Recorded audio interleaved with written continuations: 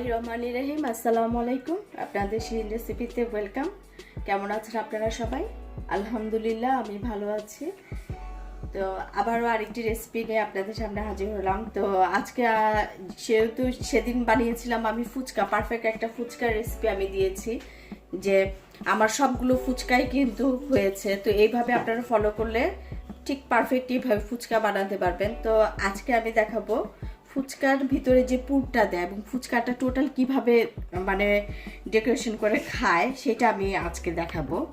তো যার জন্য লাগবে হচ্ছে আমার চটপটি মশলাটা তো অবশ্যই লাগবে, যেটা ফুচকার মূল ইয়ে। তো এখানে আমি নিয়েছি, এখানে আমি ধনিয়া 2 চা চামচ, জিরা নিয়েছি আমি 1 চা চামচ, তারপরে এখানে আমি 5টি এলাচ নিয়েছি, একটা জয়ফলের অর্ধেকের অর্ধেক নিয়েছি, এই যে 3টা লং নিয়েছি, এই পরিমাণে 2টা দারচিনির ইয়ে নিয়েছি, আর এই যে কিছু শুকনো মরিচ নিয়েছি। তো এটা আমি ভেজে নিয়েছি। তো এখন আমি এটা ব্লেন্ড করে আপনাদের দেখাচ্ছি। ফুচকার পুরের জন্য আমার যেটা লাগবে, মশলা তো আমি বললাম, আর এখানে লাগবে হচ্ছে আলু, আমি ম্যাশ করে নিয়েছি আলু, এটা হচ্ছে একটা এগ লাগবে, একটা লেমনের টুকরা নিয়েছি, আর আমি শসা কুচি নিয়েছি, কিছু ধনিয়া পাতা কুচি, আর কিছু পেঁয়াজ কুচি নিয়েছি। তো আর লাগবে হচ্ছে ডাবলিটা চটপটির ডাবলি আমি করে রেখেছিলাম, এই যে চটপটির ডাবলি কিছু লাগবে। এটা মানে ফুচকার যে পুরের টেস্টটা এটা একটু দ্বিগুণ বাড়ায়। তারপর হচ্ছে যেটা খাওয়া না হলেই হয় না, এটা হচ্ছে টক। তো টকটাও আমি বানিয়ে দেখাবো, যার জন্য আমি লেমন রেখেছি। আর হচ্ছে চিলি ফ্লেক্স নিয়েছি আমি এখানে। তো চলুন শুরু করা যাক। তো আমি মশলাটা ব্লেন্ড করে নিচ্ছি, এই যে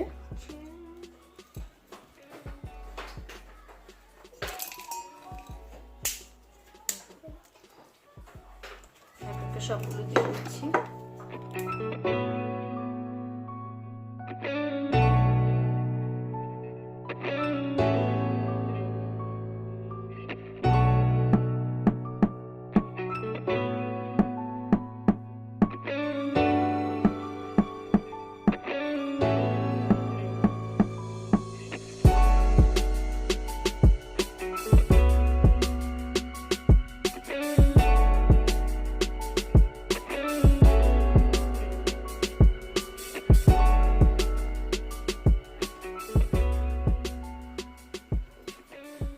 তো এই তো পটেটোটাতে আমি কিছু পেঁয়াজ কুচি এগুলো নিয়ে নিচ্ছি, দিয়ে দিলাম।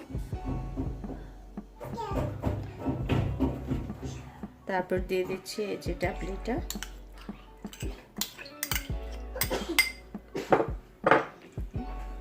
আর দেব চটপটি মশলাটা।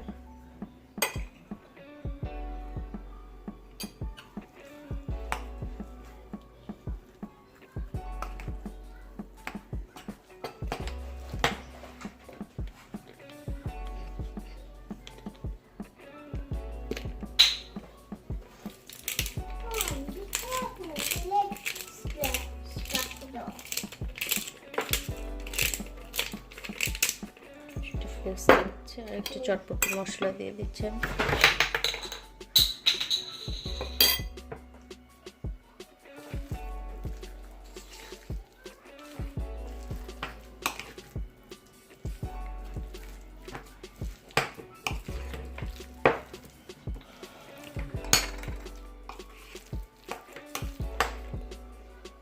দিয়ে দিচ্ছি বিট লবণ।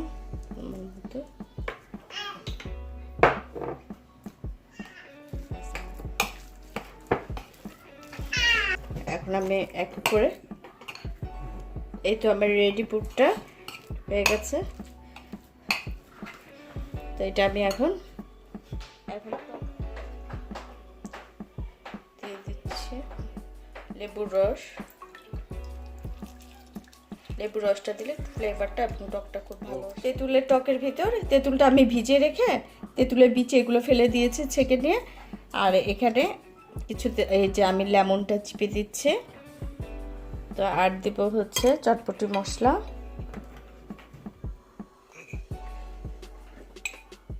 পরিমাণ মতো চটপটি মশলা দিলাম আমি। এরপর চিলি ফ্লেক্স,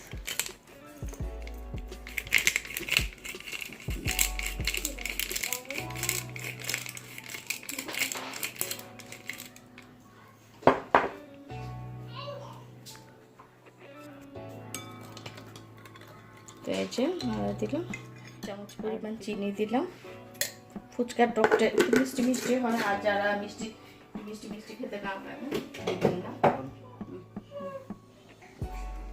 এই যে সেদিন যে আমি বানিয়ে রেখেছি এই ফুচকাগুলো দিয়ে আমি তৈরি করবো।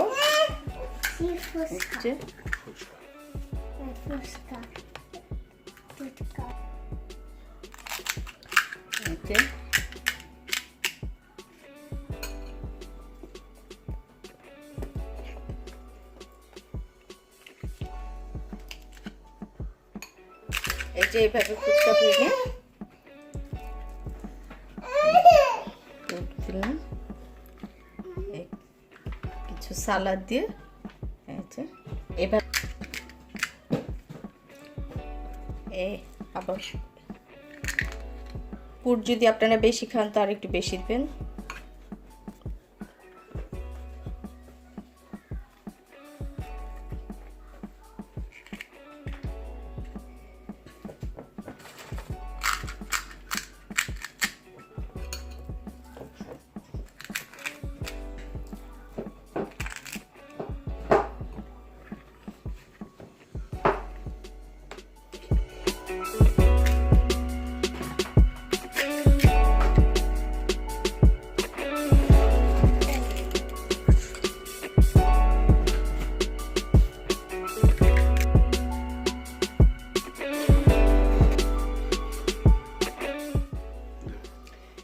ডিমটার উপরে যারা ডিম খান তারা ডিম দিবেন, আর যদি কেউ ডিম খেতে না চান স্কিপ করবেন।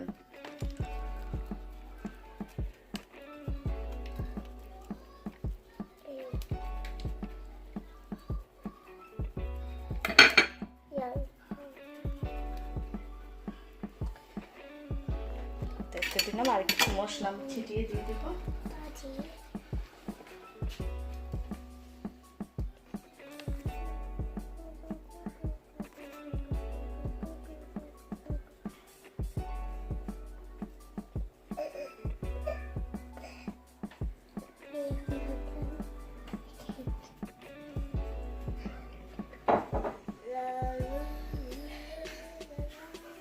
এই তো ভিউয়ার্স, আমার খুব সহজে এবং ফুচকার পুরিও বানানো রেডি। তো ফুচকার পুরি দিয়ে আমি খুব সহজে ফুচকাটা বানিয়ে ফেললাম। এটা আমার ঘরে বানানো ফুচকা, আমি প্রায় সময় এইভাবে বানিয়ে রেখে দিই, আর যখন মন চায় এই যে এইভাবে পুর বানিয়ে খাই। তো আজকে আপনাদের সাথে এই রেসিপিটা শেয়ার করলাম। সবাই অবশ্যই এইভাবে বানিয়ে খাবেন, এবং বানিয়ে খেয়ে ভালো লাগলে আমার চ্যানেলটিকে যারা এখনো সাবস্ক্রাইব করেনি তারা সাবস্ক্রাইব করবেন, আর যারা অলরেডি সাবস্ক্রাইব করে ফেলেছেন তাদের অসংখ্য ধন্যবাদ। আর লাইক কমেন্ট শেয়ার করতে ভুলবেন না। আর কারো যদি পছন্দের কোনো খাবার থাকে অবশ্যই আমাকে কমেন্ট করে জানাবেন। তো আজ এই পর্যন্তই। আসসালামু আলাইকুম, সবাই ভালো থাকেন, সুস্থ থাকেন।